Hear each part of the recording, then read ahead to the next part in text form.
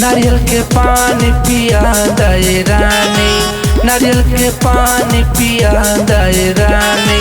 लगल घाम पिया सलवानी, लगल घाम पिया सलवानी। मैं क्या करूं? नारियल के पानी पिया दे रानी, नारियल के पानी पिया दे रानी। नहीं पिलाऊंगी।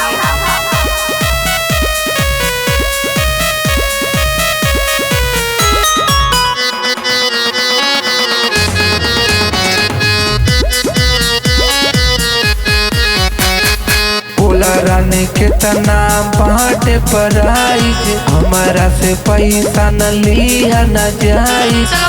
रानी के तना बाटे पराई, हमारा से पैसा न लिया न जाई। साफ साफ बाती हम तो से कहतानी, साफ साफ बाती हम तो से कहतानी। नारियल के पानी पिया दे रानी, लगल घाम पिया सलवानी।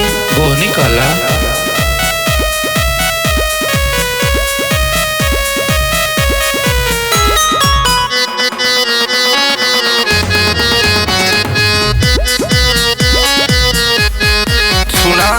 नारियल के साई तोहर बाटे बड़े बड़े, राजू रंगीला आज पिया खड़े खड़े।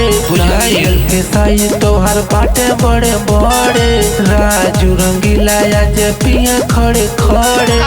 सीना के बातिला आज तो हूँ महानी, रस मनोज के बातिला महानी।